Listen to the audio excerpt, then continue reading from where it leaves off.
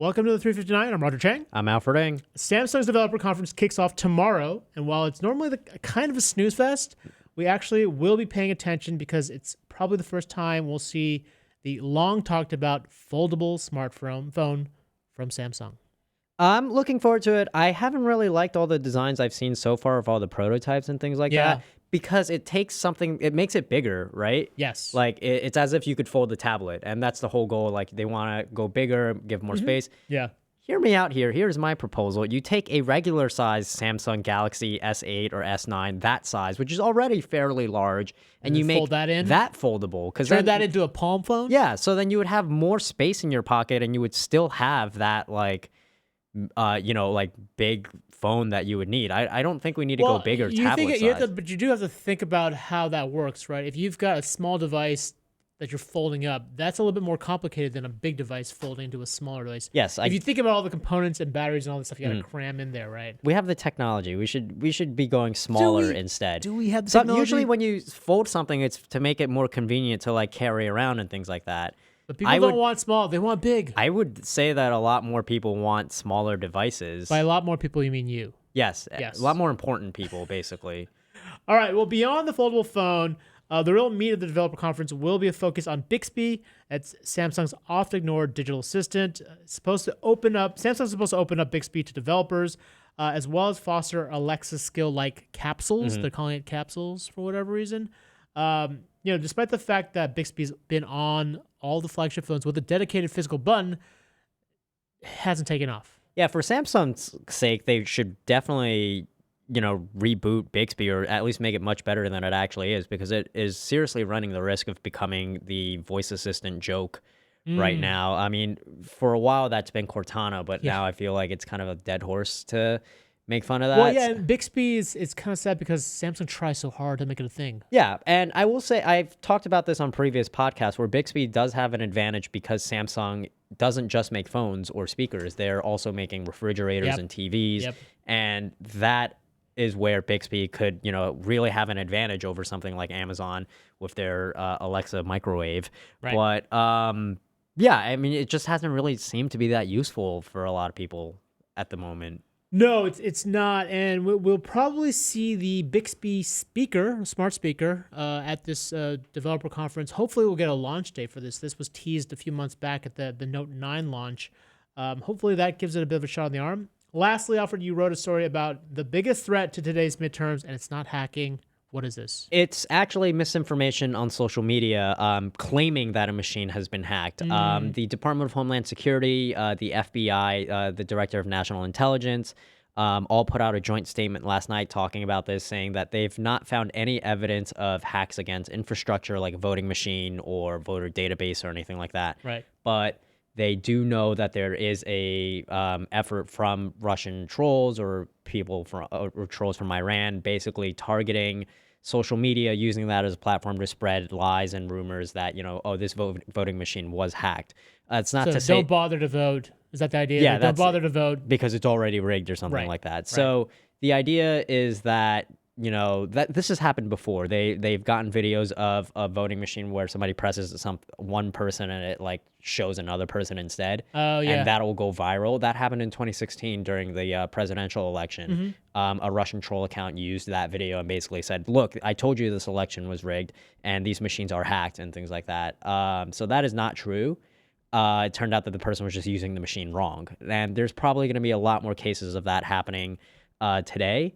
And that's not to say that voting machines can't be hacked. It's just you should be a lot more skeptical if you do see something like that on social media. And regardless, you should go vote. Yes. Yeah. All right. For a full coverage, check us out on CNET. I'm Roger Chang. I'm Alfred Ng. Thanks for listening.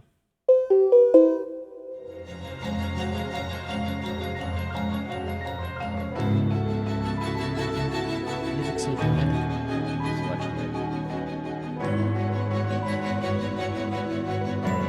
All right, that's it for the recording of the audio podcast. Those are the stories that we're focusing on today. We want to know what you want to know more in depth as these stories goes, and it's going to fuel us to go and research better and be better at our jobs, allegedly.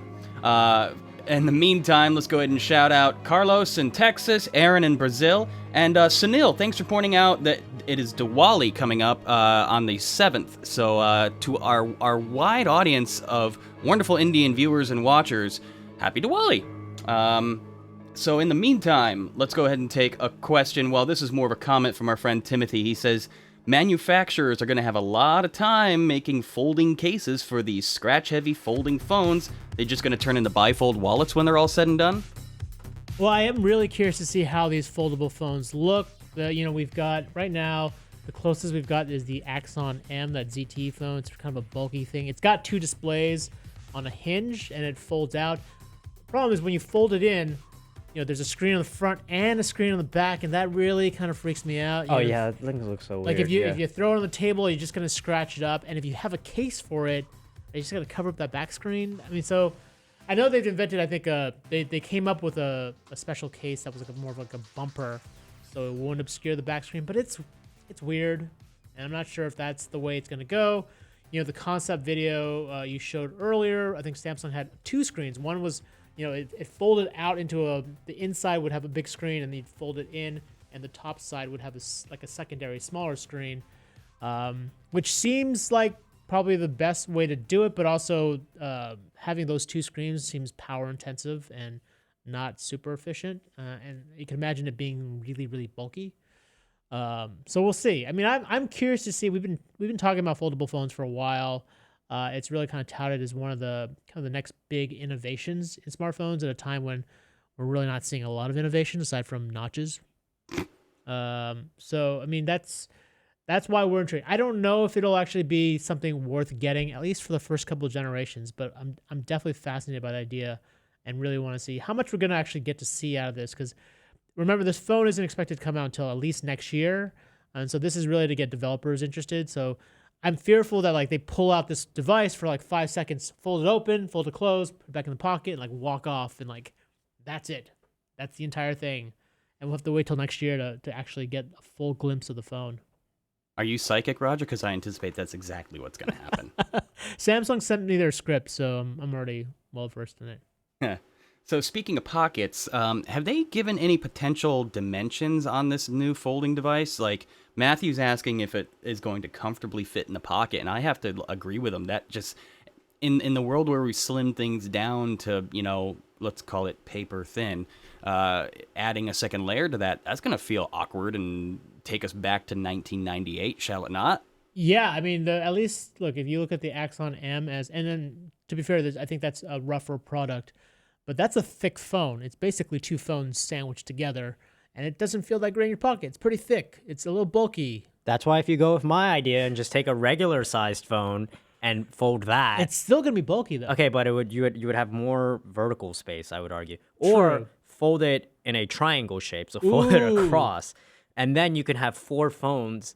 Well, 4 screens at least. You could have 2 phones that fold into triangle shapes, and then put them on top of each other and to make a square. They could magnetically latch. Yeah. Okay. Yeah. Are you making origami phones? Yeah, we should do that. That's what they should do with foldable That's some phones. Innovation Okay. right there.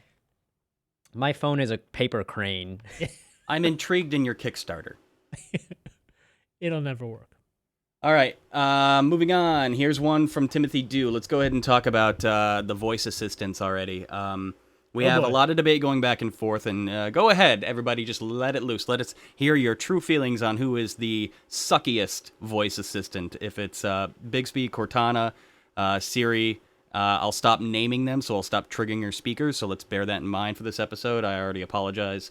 Timothy Dew says, whose fault is this? Apple bought the company who created Siri, and those same creators created Bixby, and Samsung bought it. So is the to creator... be fair, they didn't create... Samsung created Bixby. They did buy a company called Viv, which was started by one of the co-creators of Siri. They didn't actually integrate that technology until the 2nd generation, until I think early this year. When it first launched, Bixby was its own Samsung homegrown technology, which probably explains why it wasn't very good. It's supposed to be, with this new generation, with the Viv technology, it's supposed to understand context a little bit better. That said, people just aren't using it, despite the fact that there's a dedicated physical button on your phone that only pulls up Bixby, people still choose to use the Google Assistant. I mean, yeah, it doesn't help that Google Assistant is on the exact same device and people are already incredibly familiar with it. I think that's the issue, but it's it's on the home button. The Google Assistant's on the home button. There isn't a dedicated physical button, but yeah, people still choose the Google version. David Rodriguez needs a shout out before he has a mild aneurysm. So hey, what's up, David? Matthew Datcher, our buddy Datch in the chat, points out it would only be logical that these folding phones be comprised completely of Gorilla Glass 6. I think that's a no-brainer. Yeah. I mean, that would be ideal. Who knows if they need to save would down they on cost. be able to use that though? I mean, I don't know how this folding like are they using some like flexible material to fold it or Flexible OLED displays, yeah. Okay. I don't know if the outside is. Yeah. Yeah, I don't know. There are a lot of questions about this. We're still not sure how this is gonna work.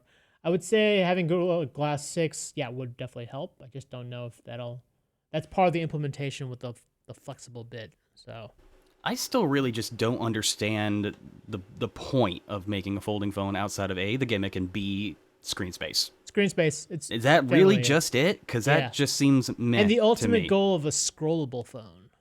Unfurl your phone. I don't know. I feel like I've seen that in anime or something. I mean, I'm all for like the unveiling of the scroll to decree the king's. Yeah, exactly. But like, is that really functional? No. Roll up that's your fun. phone, man, and light it up. That's an expensive joint right there. Let's talk a little bit more about the voice assistants while we're just dancing back and forth between topics. People still going back and forth. Thank you for your contributions about who you think is the best and worst assistants. Personally, for me, I've been kind of married into the Amazon ecosystem, so I use that the most. I have Google on my phone. I have mixed feelings about it. It's impressed me in some instances and then utterly failed in others.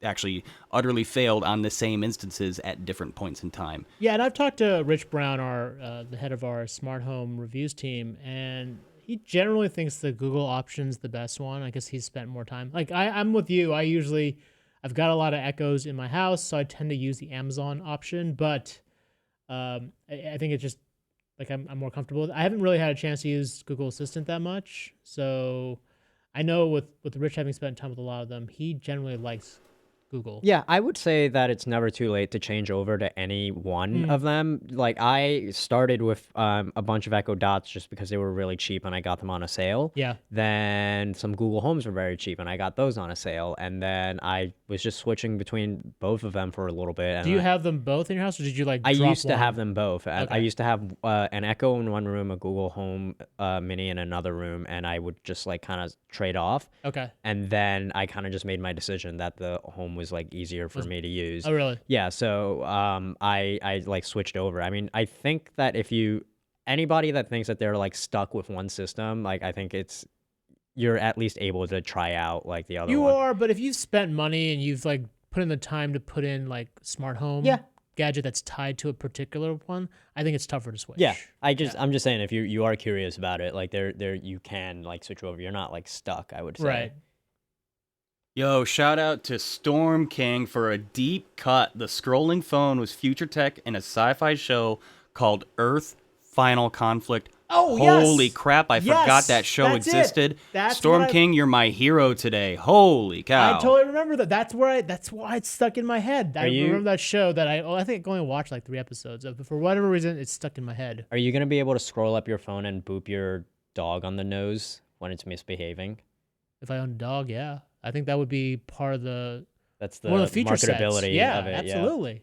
My God. Now I'm just going to sit here and watch Earth Final Conflict today. Yeah. That's what I'm you not should getting do today. anything done. That was a cool show, man. Roddenberry, you don't get better than Roddenberry. Roddenberry's, you're right. Man.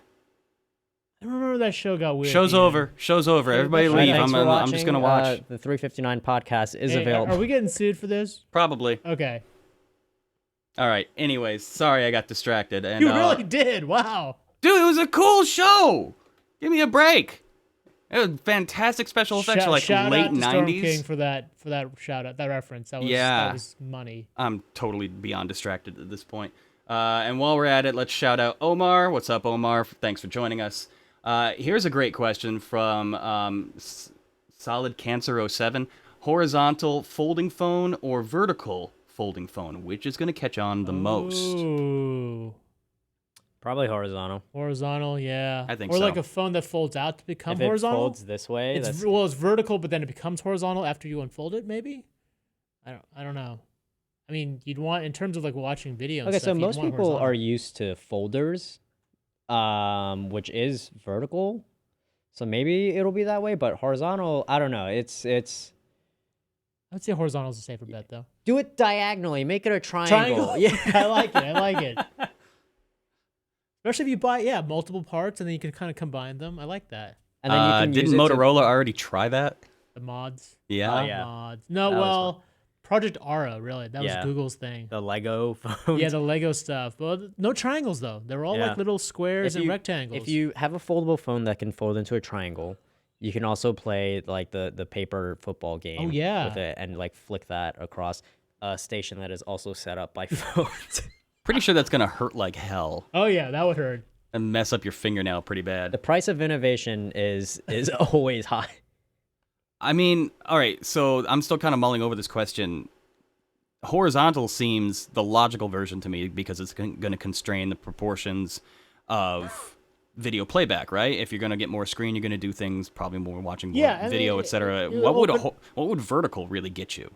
Not much. It'd be like a weird clamshell thing. Yeah. I think horizontal just makes the most sense. It opens up like a book, so Yeah. it seems more natural for you.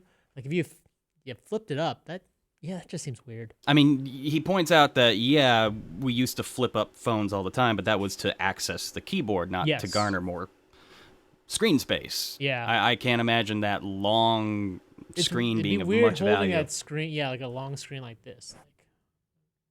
Unless it was a scrollable phone. I'm okay with that. I guess. But would you scroll it horizontal or vertical? You can do it both ways, Yes. man. You can do it both ways. We got a couple minutes left, so let's keep the conversation going. Mark Dibble thinks that there should be a Hulu of voice assistants, one-stop shop for them all. We're never would- going to see that. That would man. be great. Well, That it would would actually be be if really you could awesome. just opt in. You can go in and watch like NBC, CBS. but like, yeah. considering that there's so many things that you can only watch on Netflix and Amazon now, I feel like Hulu's that's not a great analogy. Like it's not a one-stop shop. There's Yeah, other but stuff you could watch. I get the idea. I get what he's though. trying to say. I'm just being lame, and quibbling.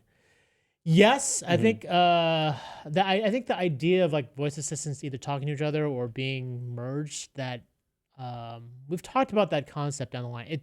We're in early days of these voice assistants, so of course it's gonna be fragmented. People are gonna try to like stake their claim, and eventually there'll be a handful of dominant ones. I think there will be once there's a clear-cut winner. I mean, Yeah. when search engines were coming up, there was Google, Ask Jeeves, and Yahoo. right. Alta Vista. Yeah. And, obviously, like, Google had won out on that one. I think it might be a different story here just because Amazon has some pretty deep pockets. Yep. Apple is, and Samsung. I don't think this is one where Google can just, like, we're going to outlast all of them.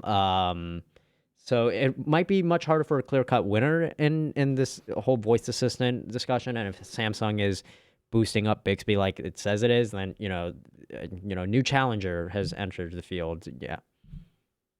Yeah, I mean, keep in mind, Samsung is I think they're looking to hire just a massive number of AI experts over the next couple of years. So, and that's just one company with deep pockets. All these companies have a huge amount of resources. Apple just bulked up their own AI staff. So you can imagine these things are going to get a lot better. There's just going to be a lot more fragmentation for a while until this gets settled out. But I don't think it's going to get settled for a while. One more question from Kirk regarding the Google Home Hub. Can it replace Samsung's SmartThings Hub? Does it have Z-Wave?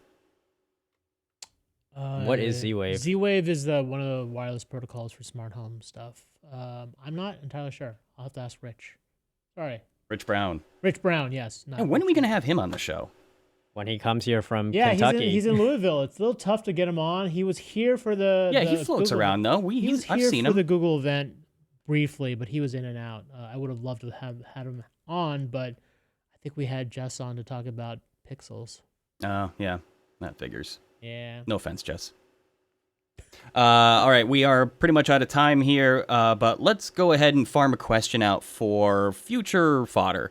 What would you get out of a foldable phone use case? Because I'm still having a hard time picturing the true value in it and why you would need that as opposed to just getting a smaller end tablet or something like that, or I don't know, using your television. Besides video, what are some beneficial use cases for a foldable phone? We've got Kitch in the chat says, as an athlete, I would like a foldable phone. I'm curious to see how that would benefit you as an athlete. I'd imagine just the compact size to an extent, being able to carry it that way. But otherwise, fill us in, folks. I'm struggling with this myself. I would say that with that extra screen real estate and the fact that it's foldable, almost like it's like a mini laptop. Like you can use, one screen as a keyboard, one screen as a screen, or you could have multiple screens. You could do multitasking.